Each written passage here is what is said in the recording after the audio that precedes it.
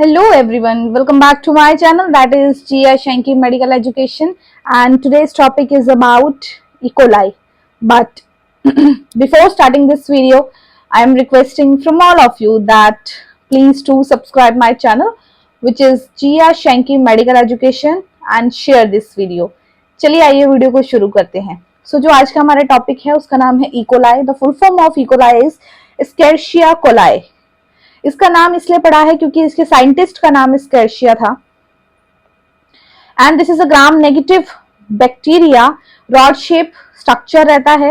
आज इसके बारे में हम पढ़ने वाले हैं। And it is a normal flora of our body, but इसकी कुछ स्ट्रेन्स होती हैं जो कि पैथोलॉजिकली वर्क कर जाती हैं हमारे लिए, एंड कुछ सर्कमस्टांसेस भी हो जाते हैं जिसकी वजह से ये हमें अफेक्ट करना शुरू कर देता है। आज हम इसके बारे में डिटेल स्टडी लेने वाले हैं। Let get started the video. Okay, so Escherichia coli, that means E. coli, is a gram-negative facultative anaerobic rod-shaped bacteria. ये क्या है? ये gram-negative facultative anaerobic, facultative anaerobic means absence of oxygen, ठीक है, and rod-shaped bacteria होता है। आप इस डायग्राम में देख सकते हो कि ये rod-shaped bacteria होता है, and it is a gram-negative bacteria. Genus Escherichia, that is commonly found in the lower intestine. इसका जीनस क्या है? Escherichia है। एंड ये कहां पर पाया जाता है? Commonly lower intestine of warm blooded organisms. जो भी वार्म ब्लडेड ऑर्गेनिजम्स होते हैं उनके लोअर इंटेस्टाइन में इसको पाया जाता है। Most E coli strains are harmful. E coli की हार्मलेस, सॉरी, इकोलाई की बहुत सारी स्ट्रेन्स होती हैं जो कि हार्मलेस होती है, बट सम सीरोटाइप्स, कुछ सीरोटाइप, कुछ स्ट्रेन्स होती हैं आर पैथोजेनिक, वो पैथोजेनिक होती हैं and can cause serious food poisoning.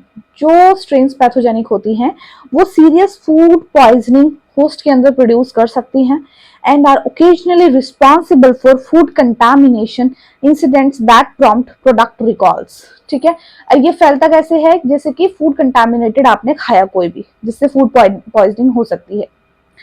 Most strains are part of normal microbiota of gut. E coli की बहुत सारी स्ट्रेन्स जो होती हैं वो जो हमारा गट होता है वहां के माइक्रोबायोटा में बहुत नॉर्मल फ्लोरा की तरह रहती हैं एंड आर हार्मलेस, वो हार्मलेस होती है और इवन बेनिफिशियल टू ह्यूमंस, यहाँ तक कि ह्यूमंस को बेनिफिट देती है। जैसे कि वो बेनिफिट्स क्या है? Some strains of E coli benefit their host by producing vitamin K2। ये विटामिन K2 को प्रोड्यूस करते हैं और by preventing the colonization of intestine by pathogenic bacteria. यहाँ तक कि कुछ पैथोजेनिक बैक्टीरिया जब इंटेस्टाइन में कॉलोनाइजेशन करते हैं तो उसको भी प्रिवेंट करने का ये काम करती है। This mutually beneficial relationship between E. coli and humans are a type of mutualistic biological relationship. E. coli और ह्यूमन के बीच में कैसा रिलेशनशिप है? Mutualistic biological relationship. दोनों ही एक दूसरे को बेनिफिट दे रहे हैं, where both the humans and the E. coli are benefiting each other, एक दूसरे को बेनिफिट देते हैं।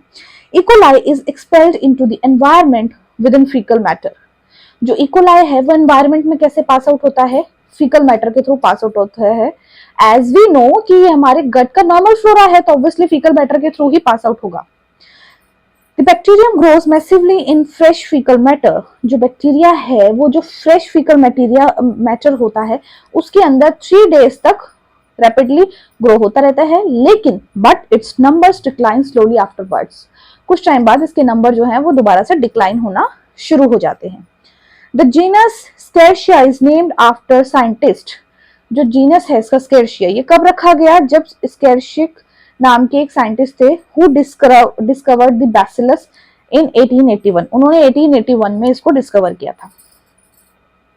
E. coli is medically important species. E. coli जो है वो मेडिकली इंपॉर्टेंट स्पीसीज है एंड उसकी नॉलेज लेना बहुत इंपॉर्टेंट है। एग्जामिनेशन पॉइंट ऑफ व्यू से बहुत ही ज्यादा इंपॉर्टेंट बैक्टीरिया है ये। एग्जाम में ज्यादातर आने के चांसेस इसके रहते हैं।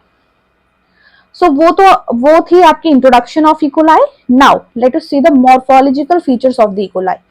ग्राम नेगेटिव बैसिलस होता है। ये कैसा बैसिलस होता है? ग्राम नेगेटिव होता है। इसका size 1 to 3 micron into 0.4 to 0.1 micron रहता है। ये मोटाइल करता है, मोटाइल बैक्टीरिया है। किसके थ्रू करता है? पेरिट्रिकस फ्लैजिला के थ्रू ये मोटाइल करता है, चलता है, लोकोमोशन करता है। ये इसका फ्लैजिलम है। पोजेस फिम्ब्रिए, इसके अंदर फिम्ब्रिए होते हैं। फिम्ब्रिए क्या होता है? हेयर लाइक स्ट्रक्चर होते हैं, जैसे पिली होता है वैसे ही फिम्ब्रिया होते हैं। Fimbriae are also called short attachment pili, इसको हम शॉर्ट अटैचमेंट पिली के नाम से जानते हैं, like that. And they attach to the host surface, ये क्या काम करते हैं, होस्ट के सरफेस से अटैच होने का काम करते हैं। एंड हेल्प बैक्टीरिया कॉलोनाइज, और बैक्टीरिया को कॉलोनाइजेशन में हेल्प करते हैं, इन्फेक्शन कॉज करने में हेल्प करते हैं। ये जो इकोलाई है ये नॉन स्पोरिंग बैक्टीरिया है। कल्चर कैरेक्टरिस्टिक्स में अगर हम देखें तो एरोब एंड फैकल्टेटिव एनारोब है, मतलब ऑक्सीजन भी चाहिए, विदाउट ऑक्सीजन के भी ग्रोथ पकड़ सकता है। Grow at a wide range of temperature, इसकी वाइड रेंज ऑफ टेम्परेचर पे ग्रो होता है, 10 to 40 डिग्री सेल्सियस पे कर सकता है, लेकिन ऑप्टिमम टेम्परेचर पूछे तो 37 डिग्री सेल्सियस। ऑर्डिनरी मीडिया पे ग्रोथ करता है, जैसे कि न्यूट्रिएंट अगार। ओके, मीडिया के बारे में बात करें, कॉलोनी कैरेक्टरिस्टिक्स उसकी स्पेसिफिकली देखें तो न्यूट्रिएंट अगार पे ये कुछ इस तरीके की कॉलोनीज को देता है, जो कि लार्ज कॉलोनीज दिख रही हैं आपको, ठीक है, 2 to 3 mm डायमीटर की होती है, सर्कुलर होती है, लो कन्वेक्स होती है, ओपेक होती है, ग्रे व्हाइट कॉलोनीज वो होती हैं किस पे, न्यूट्रिएंट अगार पे। ब्लड अगार पे बात करें तो ये बीटा हीमोलाइटिक कॉलोनीज को शो करता है। एंड मेकॉन्की अगार पे बात करें तो क्योंकि ये लैक्टोज फर्मेंटिंग बैक्टीरिया है तो पिंक फ्लैट लो कन्वेक्स कॉलोनाइजेशन को ये शो करता है। ओके, इस तरीके की। बायोकेमिकल रिएक्शंस में, शुगर फर्मेंटेशन रिएक्शन में ये फर्मेंट करता है ग्लूकोज को, लैक्टोज को, सुक्रोज को, मैनिटोल को with acid and gas. Acid और गैस दोनों रिलीज होती हैं, glucose, lactose, sucrose and mannitol सभी को ये फर्मेंट करता है। IMVIC टेस्ट होते हैं, करते हैं हम इसमें, तो ये जो इंडोल है, मिथाइल रेड है, वेगस प्रोक्योर है, सिट्रेट, जो इंडोल, मिथाइल रेड और जो इंडोल और मिथाइल रेड है ये पॉजिटिविटी शो करते हैं। वोगस प्रोक्योर मतलब VR एंड सिट्रेट ये नेगेटिव होता है इसमें। यूरिएज एंड H2H इसके अंदर नेगेटिव रहता है। साथ के साथ स्क्रीनशॉट लेते जाना so that you can make the notes out of it. अब इकोलाई की रेजिस्टिविटी के बारे में बात करें तो जो इकोलाई होता है वो बहुत लंबे समय तक सॉइल एंड वाटर पे रेजिस्ट कर सकता है। It is killed at 60 degree Celsius within 30 minutes, ये 60 डिग्री सेल्सियस पे 30 मिनट के अंदर अंदर मर सकता है। क्लोरिनाइजेशन ऑफ वाटर किल्स इकोलाई, जिस वाटर के अंदर क्लोरीन मिला होता है उस वाटर से ये बहुत जल्दी किल हो जाता है। क्लोरिनाइजेशन इसलिए किया जाता है ताकि बैक्टीरिया, वायरस, पैरासाइट्स को किल किया जा सके और उसको ड्रिंकिंग वाटर में कन्वर्ट किया जा सके। 4 टाइप के एंटीजन्स इसके अंदर प्रेजेंट होते हैं, जैसे कि फ्लैजेलर एंटीजन हो गया जिसको H एंटीजन के नाम से जानते हैं, सोमैटिक एंटीजन हो गया जिसको O एंटीजन कहते हैं, कैप्सुलर एंटीजन हो गया K antigen, fimbrial antigen F antigen. ये सभी वर्डवेंस फैक्टर शो करते हैं according to the circumstances. E coli के टॉक्सिन्स के बारे में बात करें तो सबसे पहला है इसके अंदर एंटीरोटॉक्सिन। ये जो एंटीरोटॉक्सिन होते हैं ये 2 टाइप के टॉक्सिन्स को प्रोड्यूस करते हैं, एक होता है LT हीट लेबाइल, एक होता है ST heat stable toxins. Heat labile toxins वो होते हैं जो कि हीट को देने से डिस्ट्रॉय होते हैं, ठीक है। हीट लेबाइल जिनको हीट अफेक्ट करती है वो डिस्ट्रॉय हो जाते हैं हीट से। एंड हीट स्टेबल, स्टेबल ही बता रहा है कि उसके ऊपर स्टेबल रहते हैं, उससे उसे कोई फर्क नहीं पड़ता, वो नहीं मरते। 2 तरीके के होते हैं। हीमोलाइसिस साफ पता लग रहा है, हीमो मतलब ब्लड एंड लाइसिन मतलब ब्रेकडाउन। सो ब्लड के जो सेल्स होते हैं, रेड ब्लड सेल्स वगैरह को ये लाइस करता है। वीरोटॉक्सिन इज अ वर्डवेंस फैक्टर, ठीक है, वो भी वो भी पैथोजेनेटिकली वर्क करता है। अब इकोलाई की पैथोजेनेसिटी के बारे में बात करें सो ये देखिए क्या करता है, UTI कर सकता है, डायरिया कॉज कर सकता है, पायोजेनिक इन्फेक्शंस जैसे कि वाउंड इन्फेक्शन कर सकता है, बिलियरी ट्रैक्ट इन्फेक्शन कर सकता है, मेनिंजाइटिस, न्यूबॉर्न्स बेबी के अंदर मेनिंजाइटिस कॉज कर सकता है। What is meningitis? Spinal cord and brain की लेयर्स होती हैं मेनिंजिस, एंड अगर उनके अंदर इन्फ्लामेशन हो जाए that is known as meningitis, ये कर सकता है। सेप्टिसीमिया कर सकता है, जो सेप्टिसीमिया में है क्या होता है, फीवर आता है, हाइपोटेंशन होता है, ठीक है, इंट्रावेस्कुलर कोआगुलेशन हो सकता है। तो ये कुछ चीजें हैं, पैथोजेनिसिटी है, जैसे UTI कर दिया, डायरिया कर दिया, पायोजेनिक इन्फेक्शन, सेप्टिसीमिया इकोलाई की वजह से जनरेट हो सकते हैं। नाउ पहले बात करते हैं अब लैब डायग्नोसिस के बारे में। अगर यूटीआई है तो उसका लैब डायग्नोसिस अलग होगा। क्या करेंगे, स्पेसिमेन तो यूरिन रहेगा, कलेक्शन हमें क्या करना है, clean voided mid stream urine लेना है, मिड स्ट्रीम यूरिन लेना है हमें, क्लीन वॉइडेड लेना है मिड स्ट्रीम यूरिन, मतलब कि जो फर्स्ट पोर्शन है उसको फ्लश आउट करें, मिडल पोर्शन को हमने कलेक्ट करना है। कल्चर के लिए आइडियल होता है वो, ठीक है, which should be collected after local cleaning in a wide mouth sterilise container, वो ड्राई लीक और प्रूफ कंटेनर होना चाहिए। देखिए कंटेनर ले, वो क्या होगा, वाइड माउथ का होगा, चौड़े मुंह का होगा, ड्राई लीक प्रूफ कंटेनर ले, ठीक है। उसके बाद लोकल एरिया को क्लीन करें अच्छे से, एंड उसके बाद आपने मिड स्ट्रीम यूरिन को उसके अंदर लेना है। ट्रांसपोर्ट करने के लिए urine should reach the laboratory with in 1 hour of the collection. Sample collect करने के बाद 1 घंटे के अंदर वो लैब में पहुंचा दे। अगर डिले है तो आप उसको रेफ्रिजरेट कर दे 4 डिग्री सेल्सियस पे। If no delay is expected, अगर ऐसा लगता है कि और भी टाइम लग सकता है तो आप उसके अंदर एक काम कर सकते हैं कि आपने 0.1 ग्राम पर 10 ml बोरिक एसिड पाउडर उसमें ऐड करें, वो प्रिजर्वेटिव का काम करेगा और वो सैंपल को प्रिजर्व करने में हेल्प करेगा, ठीक है। ट्रांसपोर्ट करने के बाद माइक्रोस्कोपी एग्जामिनेशन करेंगे, वेट प्रिपरेशन कर लेंगे, और हमें पता ही है कि ग्राम नेगेटिव बैक्टीरिया है तो ग्राम स्टेन तो किया ही जाएगा, ठीक है। वेट प्रिपरेशन से आप क्या करेंगे, प्रेजेंस ऑफ बैक्टीरिया देखेंगे, पस सेल देखेंगे, रेड ब्लड सेल्स देखेंगे, क्रिस्टल्स देखने को मिल सकते हैं, कास्ट एपिथेलियल सेल्स देखने को मिलेंगे।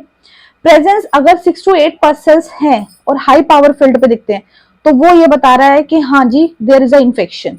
ग्राम स्टेन में जो सेडिमेंट लेना है आपने, यूरिन को सेंट्रीफ्यूज करें, सेडिमेंट लें, उसकी स्मीयर को प्रिपेयर करें एंड उसके ऊपर ग्राम स्टेन करें, और वो ग्राम नेगेटिव बेसिलाई शो हुआ तो there is a infection, okay.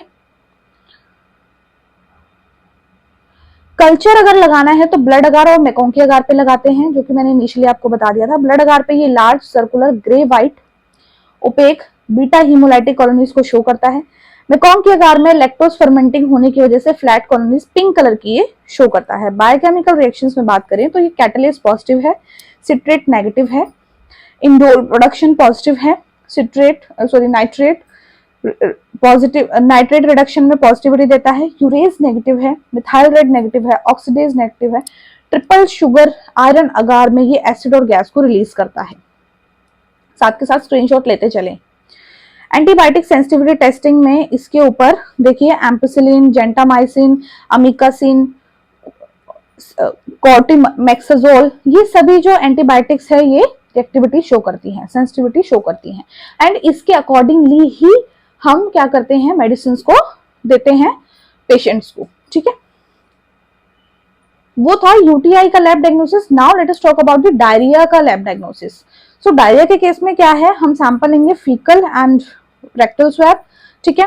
अगर मान के चलिए सिलेक्शन कैसे करना है, स्टूल स्पेसिमेन ले रहे हैं तो बैड पैन, ये बैड पैन होता है इसमें ले, एंड वो पोर्शन लेना है जिसके अंदर म्यूकस फ्लेक्स जरूर हो, उसको ट्रांसपोर्ट मीडिया में ट्रांसपोर्ट कर दे। स्वैब के लिए आपने क्या करना है, अल्सर जहां पे है वहां से स्वैब करना है सैंपल को। किसके थ्रू करेंगे, सिग्मोइडोस्कोप एक इंस्ट्रूमेंट होता है जिसके थ्रू हम ये करते हैं, ठीक है। एंड ट्रांसपोर्ट करना है स्पेसिमेन को ट्रांसपोर्ट मीडिया के अंदर माइक्रोबायोलॉजी लैब में। कल्चर के लिए ब्लड अगार और मैकोंकी अगार यूज करेंगे। ब्लड अगार पे large 2 to 3 mm in diameter circular low convex opaque grey white beta haemolysis colonies show होंगी, सेम होंगी, ठीक है। मैकोंकी अगार पे pink flat no convex colonies due to lactose fermentation, ठीक है, ये शो होगी। आपने क्या करना है, जो स्टार्टिंग में मैंने आपको ब्लड अगार और मैकोंकी अगार की बताया है कि ऐसी ऐसी कॉलोनीज शो होती है, वही सेम आप इन दोनों में लिख सकते हैं, इक्वलाई सेम ही शो करेगा, ठीक है। देन अगर पायोजेनिक एंड सेप्टिसीमिया के लैब डायग्नोसिस के बारे में बात करें तो सैंपल अलग होंगे लेकिन लेबोरेटरी डायग्नोसिस सेम रहेगा। सो पायोजेनिक में क्या है, पस स्वैब ले लो या फिर पस ले लो, ठीक है, एंड सेप्टिसीमिया में ब्लड ले लो, और बाकी वो जो यही सेम वे बताया उसी तरीके से आपने इसको प्रोसेस करना है। इकोलाई की ट्रीटमेंट के लिए देखिए आपने क्या करना है, treatment of E coli infection should always be guided by antibiotic sensitivity testing. ये जो एंटीबायोटिक सेंसिटिविटी टेस्टिंग लगाते हैं हम, उसके जरिए कौन कौन सी एंटीबायोटिक पे सेंसिटिविटी शो हो रही है वही एंटीबायोटिक को पेशेंट को प्रिस्क्राइब किया जाता है। ऐसा क्यों है, क्योंकि इकोलाई कि कुछ स्ट्रेन्स जो होती हैं वो प्रॉब्लम कंटेन कर सकती हैं अगर कोई भी मेडिसिन दे दी, ठीक है। सो सेंसिटिविटी देखकर ही मेडिसिन को प्रिस्क्राइब किया जाता है। सो ये है इकोलाई का टॉपिक। अगर हम इसको शॉर्ट फॉर्म में रिवाइज करें, सो एक बार देख लें आप ताकि याद हो जाए।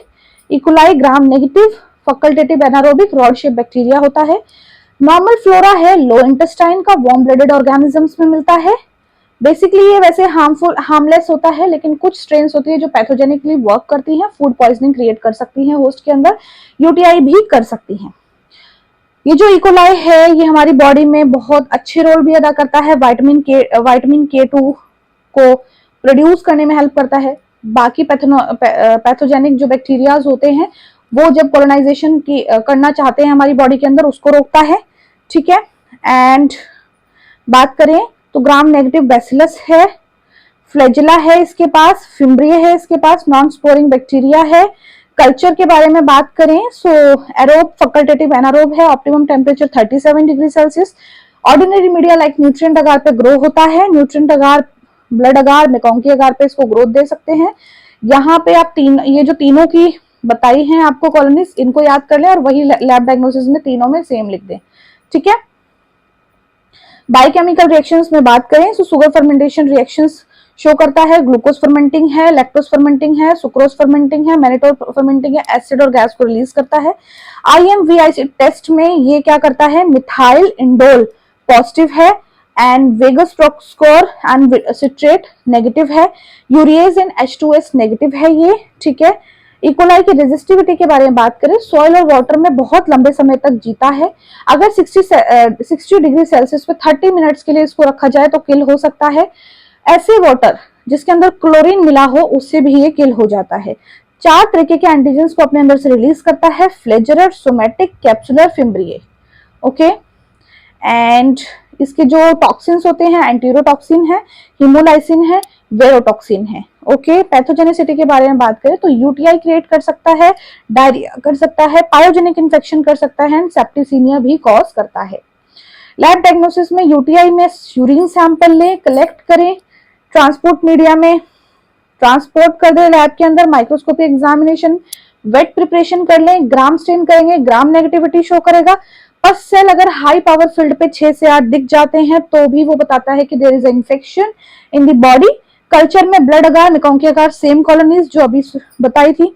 बायोकेमिकल रिएक्शंस में बात करें तो कैटालिस पॉजिटिव है, सिट्रेट नेगेटिव है, इंडोल पॉजिटिव है, नाइट्रेट रिडक्शन पॉजिटिव है, यूरिएस नेगेटिव है, मिथाइल रेंड नेगेटिव है, ऑक्सीडेज नेगेटिव है, TSI में एसिड और गैस को प्रोड्यूस करता है, ओके। एंड डायरिया में फीकल मटेरियल लेना है एंड रेक्टल स्वैब लेना है, पैन पैड में ले लें, ठीक है, या फिर अल्सर स्वैब भी ले सकते हैं आप।